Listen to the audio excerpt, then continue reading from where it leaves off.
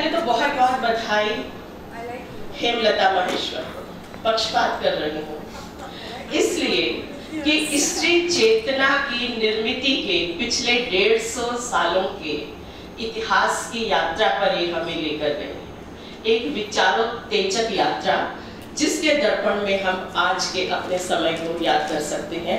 और इस यात्रा के दौरान मुझे उस सफर में बहुत ज़्यादा सक्रिय रही, अपने समय की विभीषिकाओं से जूझकर 1946 में संविधान के charter of rights and duties का लेखन करती हुई हंस मेहता, राजकुमारी अमृत कौर, कमला देवी चट्टोपाध्याय याद आती रही, बराबर याद आती रही रामेश्वरी नेहरू और सरला देवी चौधरानी, और इसी तरह से अनेक हमारी सेना नायिकाएं जिन्हें इतिहास ने निश्चित रूप से हाशिए पर डाला है।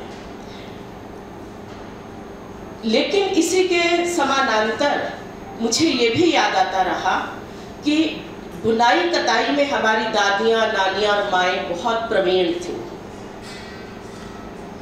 और हम भी बुनाई कताई में बहुत प्रवीण हैं। हमारी 21वीं सदी की, हमारी समकालीन बुद्धिजीवी रचनाशील पीढ़ी, लेकिन हमारे पास बुनाई कताई के लिए विचार हैं और भाव हैं, और इन विचारों और भावों में जब हम शब्दों को गूंथ देते हैं तब हम उन शब्दों को कोशगत अर्थों से बिल्कुल विच्छिन्न कर देते हैं, बिल्कुल अलग करके हम अपनी एक नई दुनिया को रचते हैं। मेरे सामने यह सवाल है कि क्यों हमारी दादियाँ, नानियाँ, माएँ, हमारे विरासत की एक बड़ी परंपरा, वे हमारी तरह कोशगत अर्थों से शब्दों को मुक्त करके हमारे अपने मानस का, हमारे तल घर का संवाहक नहीं बना पाए। मैं इस बात की शिनाख्त करने के लिए एक कवि को कोट करना चाहती हूँ, कवि की कविता को, टेनिसन की कविता द लेडी ऑफ शैलॉट, मेरी प्रिय कविता है। मैं इसके बारे में थोड़ा सा बताऊंगी। द लेडी ऑफ शैलॉट एक ऐसी स्त्री की कथा है जो शैलॉट द्वीप में बंदिनी है, एक बहुत ऊंचे एकाकी टावर में। उसे एक अभिशाप मिला है कि वो वहाँ सदियाँ गुजार सकती है सुरक्षित, अगर वह खिड़की की तरफ पीठ करके बैठेगी। उस खिड़की के पीछे जो एक बड़ी सी सड़क है, उस सड़क पर जिंदगी की गहमा गहमियाँ, चहलकदमियाँ गुजरती हैं, और जो कुछ पीछे गुजर रहा है उसके चित्र उसके सामने एक दर्पण में आते हैं। यानी जिंदगी उसकी पीठ पीछे बह रही है, वह जिंदगी अपने तमाम वास्तविकताओं के साथ, वर्चुअल वास्तविकताओं के साथ उसके सामने है, और उसे यह वरदान मिला है कि वह उसके सामने जो करघा पड़ा है उस करघे पर उन तस्वीरों को वह बुन सकती है, उन्हें अपने जीवन में उतार सकती है। वह स्त्री सदियों तक उसी टावर में बंद पीछे गुजरती हुई छायाओं को अपनी कलाकृतियों में ढालती है। वह सुरक्षित है, प्रसन्न है। लेकिन एक दिन वह एक सेना नायक लांसलोट को वहां जाते हुए देखती है। लांसलोट के साथ प्रेम के अंकुरण का जो क्षण है, वह क्षण उसके मानसिक विचलन का, उसके बौद्धिक और वैचारिक अस्मिता के उदय का क्षण भी हो जाता है। वह लांसलोट नायक के माध्यम से उसके शौर्य को, पराक्रम की कथाओं से जुड़ना चाहती है। वह उस जिंदगी से जुड़ना चाहती है जिस जिंदगी का वह लांसलोट नायक है। वह जाती हुई किलकारियों को, हंसियों को, रुदन को, शव यात्राओं को, विवाह को अपने इंद्रियों से के स्पर्श से वह महसूस करना चाहती है, और वह झटके से पीछे मुड़ती है। उसे पता है जिस दिन झटके से वह पीछे मुड़कर खिड़की को देखेगी, उस दिन पूरा का पूरा अभिशाप उस पर आएगा, करघा उड़ जाएगा, दर्पण टूट जाएगा, प्रलय आएगी और उसे उस वहाँ से निष्कासित होना पड़ेगा। लेकिन जिंदगी से, लांसलोट से रूबरू जुड़ने का वह जो उसके भीतर एक उद्दाम चाहत के रूप में यह भाव पैदा हुआ है, वह तमाम अवरोधों के परवाह से बेपरवाह वह उस किले से बाहर आती है, उस टावर से बाहर आती है और जिंदगी से रूबरू। दरअसल जब तक हम पितृसत्ता के किले में महफूज रहकर पितृसत्ता द्वारा दी गई अर्थ छवियों को, विचार ध्वनियों को बुनने में ही, उन्हें काटने बुनने में, उन्हें आगे विकसित करने में लगे रहते हैं, तब तक हम सिर्फ पराधीन हैं, गुलाम अस्मिताएं हैं। हम नहीं जानते स्त्री होने का अर्थ क्या है, हमारे भीतर कौन सी क्रंदन है, कौन सी कुलबुलाहटें हैं। हमें अपने सपनों की थाह नहीं पता, हमें यही नहीं पता हमारे शौक क्या है, क्या हॉबी है। पुरुष बताएंगे, स्त्रियों से पूछो क्या हॉबी है, उन्हें सोचना पड़ेगा। कुकिंग नहीं, निटिंग नहीं, बागवानी नहीं, क्या है, पढ़ना लिखना। और वो यहाँ आकर इस विकल्प पर ठहरना चाहेगी कि हाँ मेरी हॉबी है पढ़ना लिखना, लेकिन जैसे ही वो बताएगी मेरी हॉबी है पढ़ना लिखना, स्त्री समुदाय समेत पुरुष समुदाय उसे बरजेगा, उस पर हंसेगा कि छोड़ो छोड़ो ये चोंच ले जाओ, रसोई में जाओ। यह कथा नहीं है, यह मेरे जीवन का एक कड़वा सच है। और मुझे रसोई में जाकर पतिदेव को गर्मा गर्म खाना खिलाओ, यहाँ यूजीसी में फेलोशिप बांटने क्यों आई हो। इस तरह का उपहासास्पद कमेंट मुझे अपने ही समकालीन प्रोफेसरों से मिला है। तो स्त्री की विचारशीलता को क्षरित करने का वह किला आज भी स्वतंत्र हवाओं में मौजूद है। स्त्री का साहित्य दरअसल उसी किले को ध्वस्त करके अपनी स्वतंत्र राहों के अन्वेषण की कथा कहती है। मेरे पास भी, मैं देखती हूँ मेरी टोकरी में बहुत सी यथार्थ के कपास है और मेरे पास हुनर है। मैं ढेर सारी लक्ष्मियाँ उठाकर चरखे पर कताई बुनाई करके चंद्रमा तक अपनी बात पहुँचा दूँ। लेकिन मैं यहाँ थोड़ी सी कुछ और बातें संदर्भों से काट कर, ताकि उन्हीं के माध्यम से मैं संदर्भों को लूँ, क्योंकि इस विषय पर बोलना समुद्र में से एक लोटा पानी निकालना है और बहुत मुश्किल है कि आप कहाँ से कौन सा पानी निकालते हैं। ये कहा जाता है, मैं कुछ एक पूर्वाग्रहों पर बात करना चाहूँगी।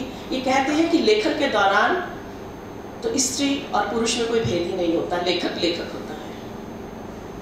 तो स्त्री लेखन टैग क्यों हो, ये वरिष्ठ स्त्री रचनाकार भी कहती है और पुरुष रचनाकार भी कहते हैं। बल्कि बहुत से दिग्गज आलोचक हुए हैं, वो ये कहते हैं कि अस्मिता विमर्श तो दरअसल दंभ का विमर्श है। अस्मिता मीन्स अस्मि, मैं, अहंकार का दम है। यह अपने आप को विशिष्ट दिखलाने का एक विमर्श है। बहुत सी व्याख्याएं हो सकती हैं। तो लेखक क्या वास्तव में लिखते हुए एक जेंडर न्यूट्रल इकाई होता है? इसे मैंने महसूस किया कविताएं लिखते हुए, कहानियां लिखते हुए और अपनी आलोचना लिखते हुए कि मैं तो कभी भी जेंडर न्यूट्रल इकाई नहीं बन पाई। मैं लिखते हुए सिर्फ लिखती नहीं हूँ, मैं लिखने से पहले कंसीव करती हूँ और कंसेप्शन की वह एक लंबी प्रक्रिया इस समाज से जुड़कर है। यह समाज जो मेरे भीतर बहुत से डर पैदा करता है, बहुत सी वर्जनाएं देता है, बहुत सी बंदिशें मेरे ऊपर लगाता है। मुझे अंधेरे से डर लगता है। इसलिए अंधेरे से डर नहीं लगता कि रात होते ही भालू और शेर चीते बाहर निकलकर मेरा आखेट कर लेंगे। मुझे संभ्रांत अंधेरों से डर लगता है, मुझे भीड़ भरे अंधेरों से डर लगता है, क्योंकि वहां नर पशु है। और मुझे बलात्कार से इसलिए डर नहीं लगता कि वह मेरे शरीर पर की गई हिंसा है। मुझे बलात्कार रूपी उस जघन्य अपराध से इसलिए डर लगता है क्योंकि उसकी सोशल रेपरकशंस मेरी शारीरिक क्षति से ज्यादा है। मैं एक्सीडेंट में अपने हाथ पैर गंवा सकती हूँ, मुझे उस बात से ज्यादा भय बलात्कार की चेष्टा भर से ही लगता है, क्योंकि मैं समाज में मुंह दिखाने के लिए नहीं रहूंगी। तो स्त्री के ये डर, जब एक लेखिका के डर भी होते हैं, एक रचनाशील कलाकार के भी डर होते हैं, बहुत से डरों के बीच में जब स्त्री अपने अनुभवों को पिरोती है, अपने चाहतों को, अपने सपनों को पिरोती है और उन वर्जनाओं को छिन्न भिन्न करके वह अपने हिस्से के आसमान को ढूंढने के लिए कदम बढ़ाती है, तब उसके साहित्य का स्वर परंपरागत और समकालीन पुरुष लेखन से भिन्न हो जाता है। एक तीसरी बात, ये कहा जाता है कि स्त्रियां क्या लिखती हैं? स्त्रियों को घर, सिर्फ ये जो गौण और श्रेष्ठता की भूमिका ही घरों में ही, पितृसत्ता ने सिर्फ घरों के दायरों में ही स्त्री और पुरुष की हीन और श्रेष्ठ भूमिकाओं का निर्धारण नहीं किया है, यह हर क्षेत्र में है। क्रिकेटर पुरुष है तो उसकी वैल्यू बहुत ज़्यादा है, स्त्रियाँ हॉकी खेले, क्रिकेट खेले, कोई भी गेम खेले, स्त्रियों का एक ग्लैमर वर्ड को लेकर, जहाँ स्त्रियाँ सिर्फ और सिर्फ देह भोग के रूप में उपस्थित होती हैं, वहाँ के अतिरिक्त यदि स्त्री एक वैचारिक इकाई के रूप में कहीं भी अपने आप को दर्ज कर रही है, उसे उपेक्षा का सामना करना पड़ रहा है। साहित्य में भी यह उपेक्षा है, और यह उपेक्षा इस रूप में वहाँ आ रही है कि स्त्रियाँ क्या लिखती हैं, क्या होता है स्त्री लेखन, वही घर परिवार की बातें, वही बच्चों को लेकर व्यस्तताएं, वही पति को लेकर उलाहने, वही छोटी सी दुनिया, उसी में ही परिक्रमा करती हैं। स्त्रियों के पास बृहत्तर समाज को देखने के सरोकार नहीं है, स्त्रियों के पास विश्व दृष्टि नहीं है, स्त्रियों के घेरे बहुत संकुचित है, वहाँ पढ़कर ऊब होती है और संकीर्णता का भाव पैदा होता है। मैं ये जानना चाहती हूँ, बार बार अपनी रचनाओं के माध्यम से और इस मंच से भी मैं ये कहना चाहती हूँ कि स्त्रियाँ जिस सामाजिक भेदभाव को, उपेक्षा को झेल रही हैं, जिस हिंसा का शिकार हो रही हैं, उसकी प्रतिध्वनि घर के आंगन से बाहर समाज में जब दिखाई पड़ती है, उसे कौन सी पीढ़ी आगे वहन कर रही है? युवा पीढ़ी। जब एक युवा पीढ़ी घर के आंगन में देखती है कि माँ को किस तरह से दुरदुराया जा रहा है, बहन को उसके मुकाबले कितना कम उसको तरजीह दी जा रही है, उसे माल समझा जा रहा है, बहन को और माँ को जिसकी सुरक्षा की अतिरिक्त जिम्मेदारी इन पर है, वह देखता है कि घर की चौखट से बाहर उस सेवा करने वाले वर्ग को रखा जाता है और उसका दमन किया जाता है, उसका शोषण उत्पीड़न किया जाता है, वह घुट्टी में शोषण और उत्पीड़न को एक मूल्य के रूप में लेकर विकसित होता है। और यही उसकी विचार चेतना जब बड़ा हो जाता है, समाज में आता है, तो वह सांप्रदायिक तनाव के रूप में, वह जातिगत वैमनस्य के भावों को प्रगाढ़ करने के रूप में, तमाम तरह के उत्पीड़न और शोषण के तंत्र को, तिकड़म को, मैनिपुलेशन को अपने समय का मूल्य बनाने में दिखाई पड़ता है।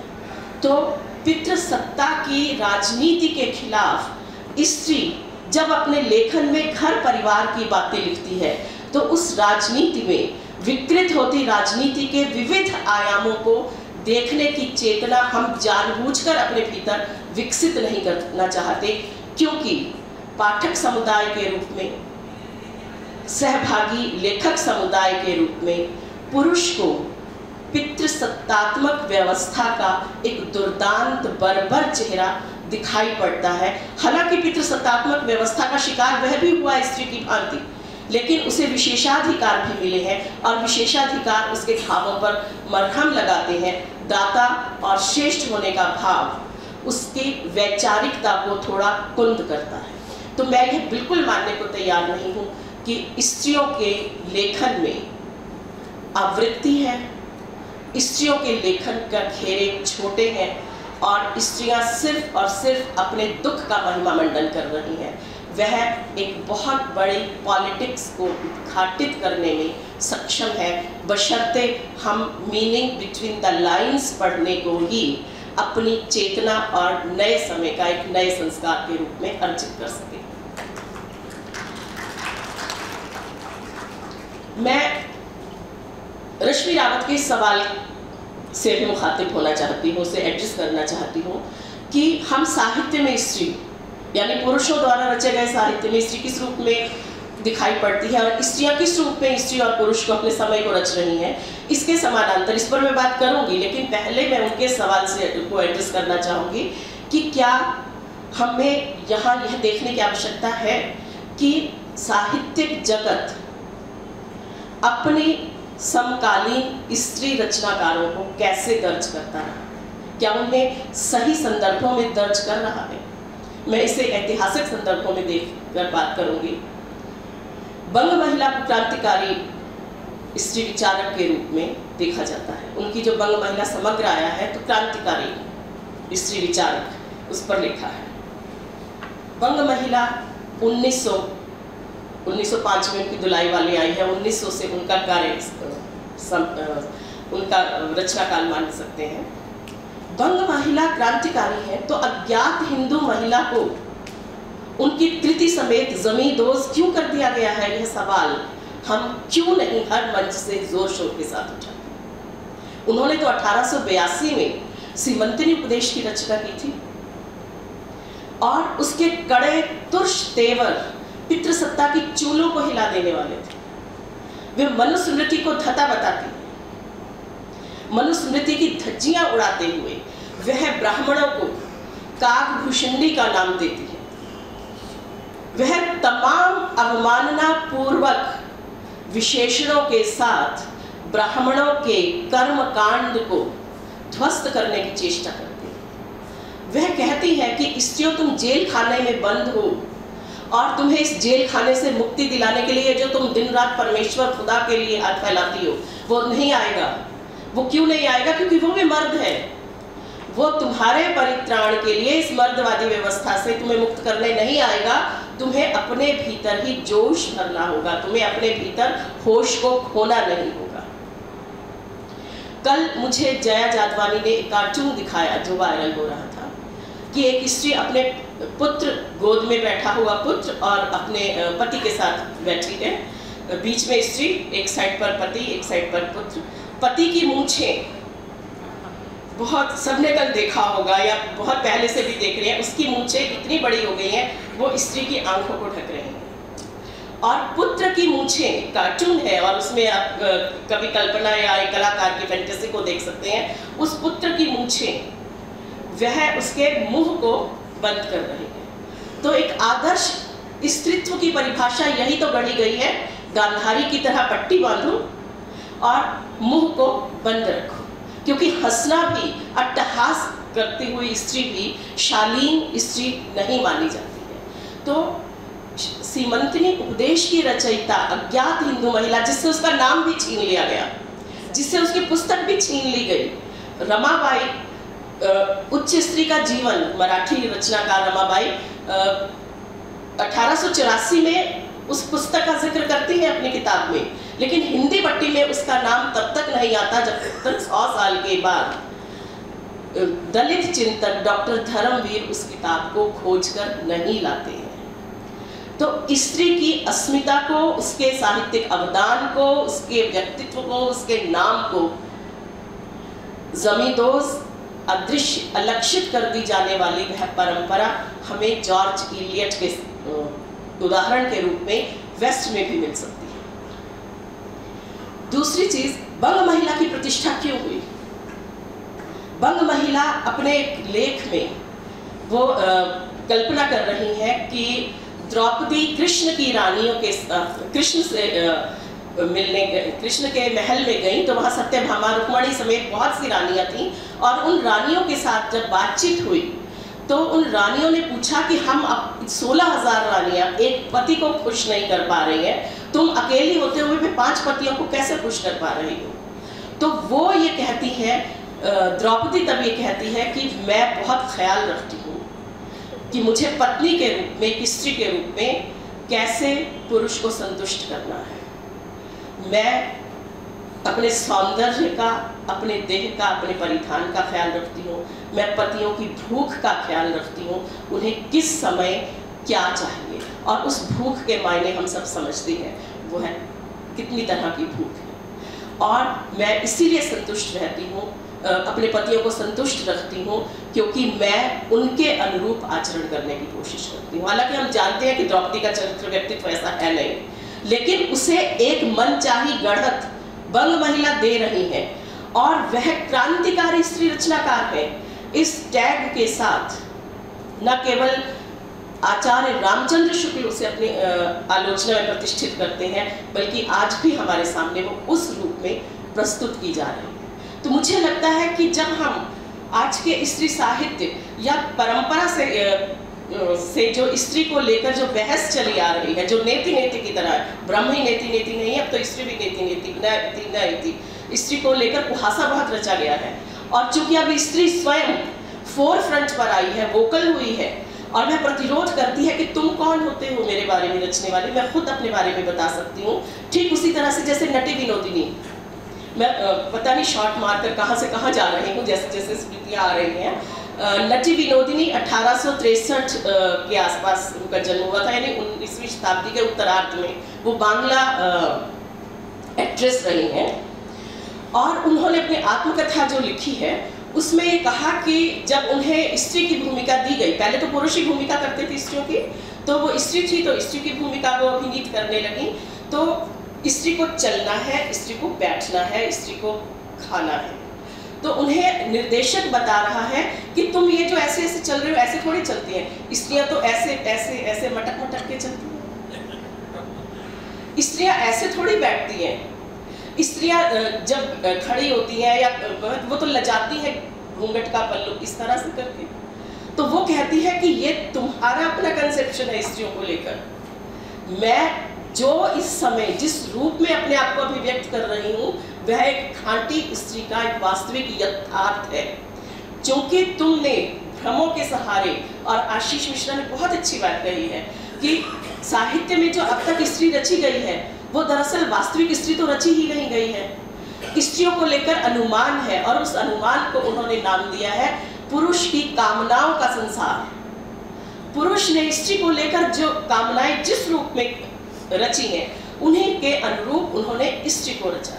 और इसीलिए जब पुरुष रचित साहित्य में स्त्री को हम देखें तो हमें यह देखना होगा कि वहाँ स्त्रियों के जो भेद हैं, नायिका भेद हैं, वह उनके दैहिक सौष्ठव सौंदर्य को लेकर है।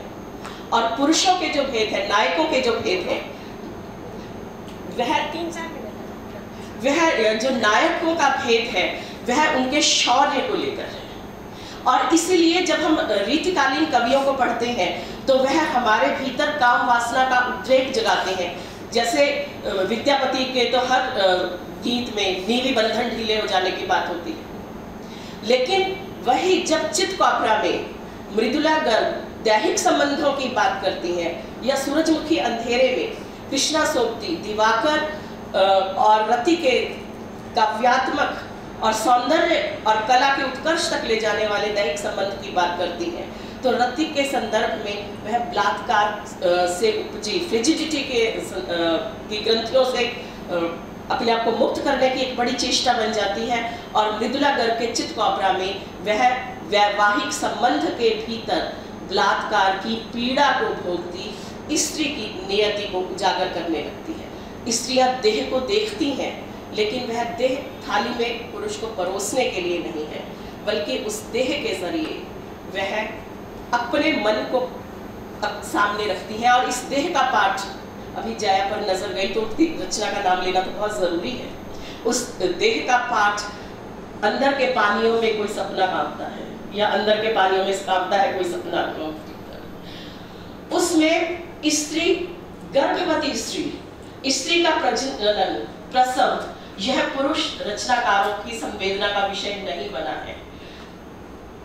यह इस संदर्भ में रशीद जहां की 1935-36 के दौरान लिखी गई कहानी आसिफ जहां की बहू, यह कहानी बहुत जरूरी है, जहां प्रसव करवाने के लिए आई दाई के नाखूनों को देखकर और स्त्री कोठरी में बंद, जहाँ घुटी हुई हवा के बीच में और गंदगी के बीच में स्त्रियों को रखा जाता रहा है।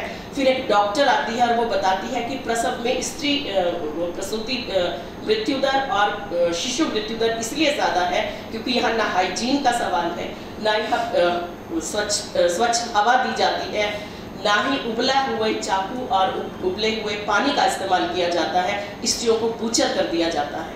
तो स्त्रियां दरअसल अपने तलघर में प्रवेश करके वह वर्जनाओं को तो लेकर ही आ रही हैं, उनमें इतना हौसला है कि उन वर्जनाओं को वो पतंग बनाकर आसमान के आंचल में टांग देती है। और वही उनका प्रतिरोध का इतिहास है।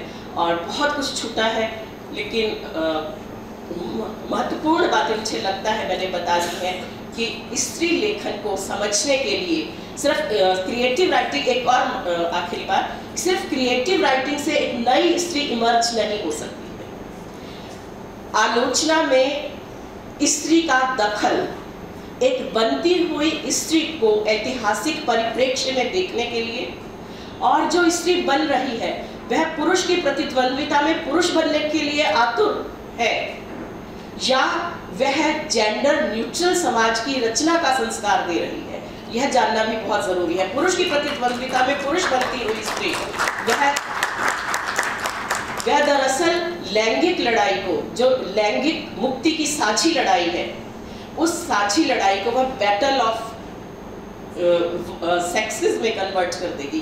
तो यह स्त्री विमर्श बैटल ऑफ सेक्सेस नहीं है, यह जेंडर मुक्ति की साझी वैचारिक लड़ाई है और इसके लिए आलोचक का दायित्व बढ़ जाता है। शुक्रिया।